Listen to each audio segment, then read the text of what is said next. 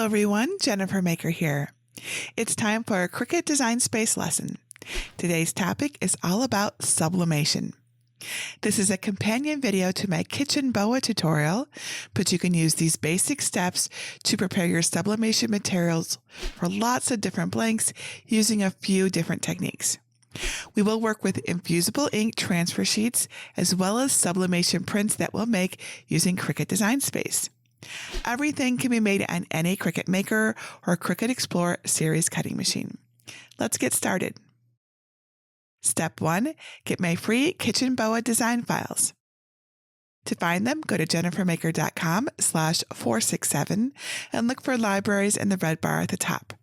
Then either click Get a Password if you don't yet have one, or click Enter the library. You can find the designs on the page by searching for number 467 and then click it to download the zip file. The download folder includes several different file types. Both DXF and SVG files can be used with the cutting machine. There's a PDF to cut by hand, and I've also included PNG files that we'll use with the Design Space Print Then Cut feature for sublimation. Well, part of it. Let's look at how to prepare the SVGs for use with Cricut Infusible Ink Transfer sheets using a Cricut cutting machine. And then we'll look at an easy way to use the PNGs as printed sublimation designs. Step 2. Prepare SVG files for Infusible Ink Transfer sheets. Upload the SVG files to Cricut Design Space and add them to your canvas. If you're not sure how to do this, go to jennifermaker.com/SVGs to learn how to unzip and upload files. Here are what all of my SVG designs look like on my canvas. For this tutorial, I'm going to pick the cherries and the sweet smell of home sentiment. No matter which design you choose, the following steps are the same. Let's start with the fruit. With the fruit design selected on your canvas, click Ungroup so you can work with each layer independently. If there are ones that you don't want to make, select them and click Delete above the Layers panel. I will leave the cherries as they are. I've sized the designs to fit on a towel space about 5 inches wide and 6 inches tall, but measure yours and adjust the sizing if needed. Pull it to the side for now. Back at the sentiments, use the same steps to ungroup the collection and delete anything you don't want to make. I'll leave the sweet smell of home design. It's also a good size for the towel. Use the color box at the top to change the sentiment's color if you'd like. I'll make it red to complement my fabric and the cherries. And this design is now ready to cut. Step 3. Cut your design on Infusible Ink Transfer sheets. Make sure the right machine is selected and then click Make It. On the Prepare screen, click the Mirror toggle below all of your mats. You will always need to mirror when using Infusible Ink Transfer sheets. Then click Continue. Select Infusible Ink Transfer sheets for your material and set the pressure to More. Make sure your clean fine point blade is in Clamp B. I recommend you wash and dry your hands immediately before handling the Infusible Ink Transfer sheets to avoid transferring any oils to the surface. Place your first Infusible Ink sheet shiny side down on a green standard grip mat. Load the mat into your Cricut and press the flashing button to begin cutting. Once the mat is finished, unload it, flip it over onto your workspace, and gently roll a corner back to release the infusible ink. And then complete the process for the rest of your mats.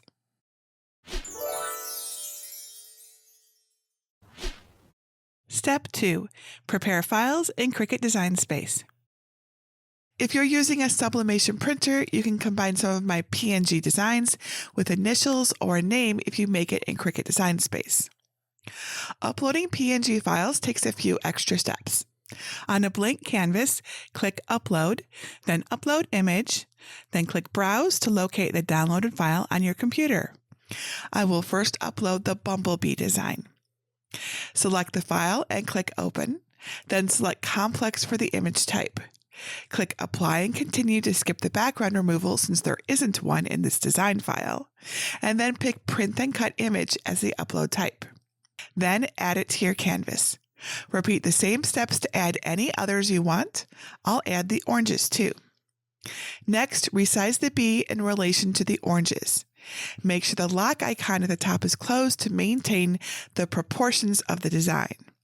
I'll make it smaller and put it just above the blossom. As you can see, PNG files load very large because they're high resolution. So with everything in place, we will resize the design to fit the space on the towel. So with everything selected and the lock icon closed, change the width at the top in the size menu to 5 inches. Now click Attach at the bottom to keep everything together for printing.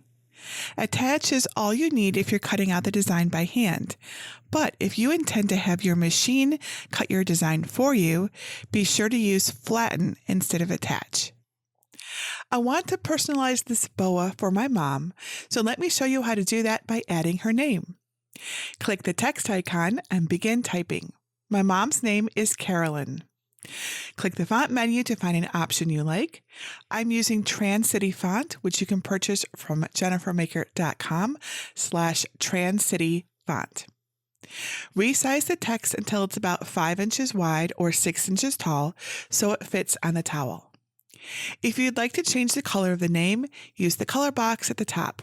I'll make it orange to match the fabric and the oranges. Under Operation, change it from Basic Cut to Print Then Cut. Now it will print on the same sheet as the orange. Step 3. Print your sublimation designs. Make sure the correct machine is selected and then click Make It in the upper right corner.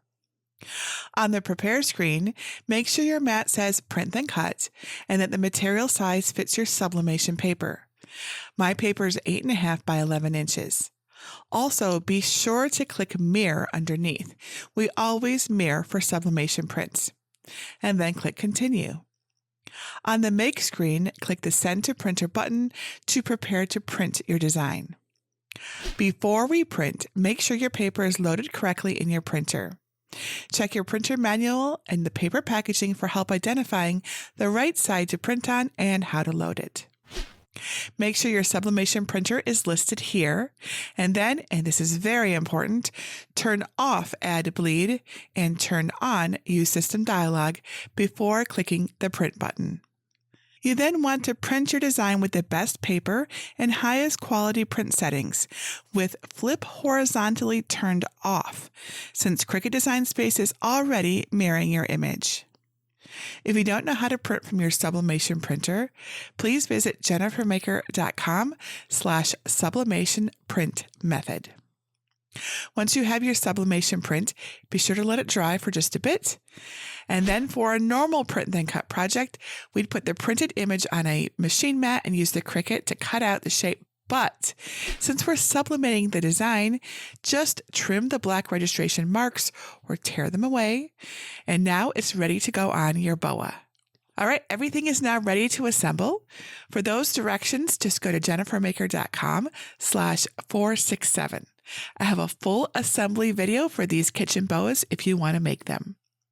If you have any questions, please let me know by leaving your question below this video or come on over to my Cricut Crafters group at jennifermaker.com/Cricut Crafters or my sublimation group at jennifermaker.com/sublimation group. And that's it for today.